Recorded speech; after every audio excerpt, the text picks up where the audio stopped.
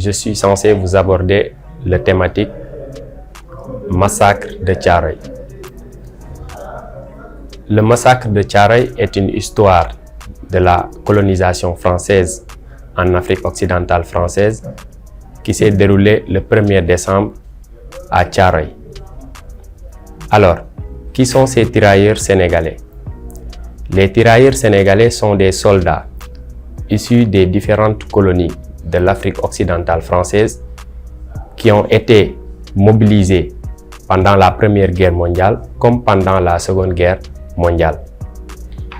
Ils ont participé à la guerre aux côtés des Alliés, particulièrement aux côtés de la France. Ces soldats africains ont été emprisonnés en Allemagne, dans les Frontlacs, pendant l'occupation allemande du territoire français. Après la libération de ces soldats français, de ces soldats africains, ces tirailleurs devaient être repatriés en Afrique. Alors, une question se pose. Comment est-ce que ces tirailleurs doivent être démobilisés? Il fallait d'abord les payer les primes de démobilisation. Alors, ces tirailleurs ont été regroupés au niveau de Morlaix à bord du Circassia pour retourner à Dakar. Et le Circassia va quitter Morlaix le 5 novembre 1944. Le bateau du retour, appelé Circassia, va faire un escale au niveau de la Casablanca. Une fois à Casablanca, certains tirailleurs ont refusé de remonter sur le bateau pour ne pas avoir reçu leur prime de captivité. Alors, après un retour à Dakar, ces soldats ont été amenés au camp militaire de Thiaroye. Au camp militaire de Thiaroye où ils devaient être démobilisés et repatriés dans leurs villes respectives. C'est en ce moment-là qu'un problème se pose. Les tirailleurs réclament leur solde de captivité, mais les dirigeants de l'armée française refusent de leur les donner. Ainsi, le 28 novembre 1944, le gouverneur d'Agnan, qui était chargé de gérer la colonie du Sénégal, a fait une visite au niveau du camp militaire de Thiaroye.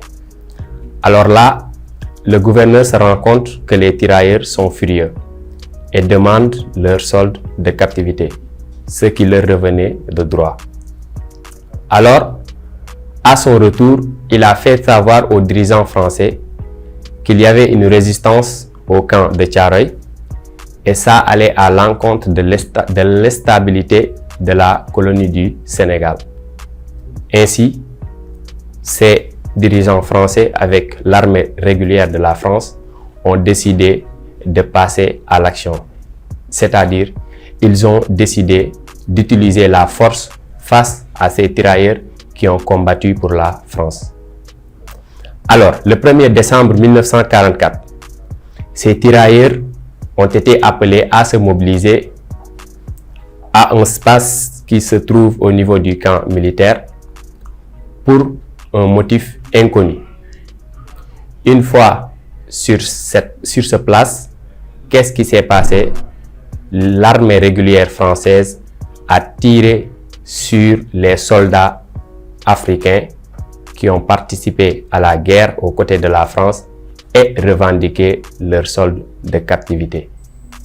Alors, sur les chiffres exacts connus à travers les archives qu'on pourrait consulter, les archives consultables, on parle de 35 morts et de 35 blessés. Toutefois, selon des historiens et chercheurs comme Armelle Mabon, qui est une enseignante à l'Université Bretagne Sud de Paris, il y avait un nombre plus important de morts à travers ce massacre du 1er décembre. Une autre question se pose, où est-ce qu'a été enterrés ces soldats morts à travers ce massacre? Selon la France et l'armée française régulière bien sûr, Ils ont été enterrés au cimetière militaire de Thiaroye. D'après toujours Armel Mabon, qui a mené des recherches sur cette question, certains tirailleurs ont été enterrés dans des fosses communes. Ainsi, les familles des victimes réclament à ce que justice soit faite sur cette affaire de Thiaroye 44, mais aussi pour la mémoire collective des Thiaroyois, des Sénégalais, des Africains d'une manière générale. Il faut que cette question soit rediscutée et que les archives soient mises au service, à la disposition de tous, et que cette affaire soit tirée au clair. Alors, aujourd'hui, Thiaroye représente une page de l'histoire de l'humanité.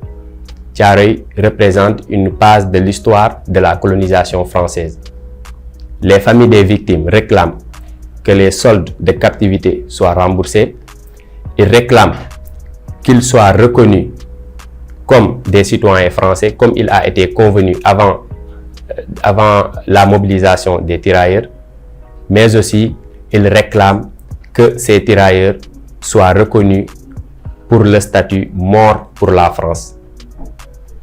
Voilà donc ce que je voulais vous parler aujourd'hui.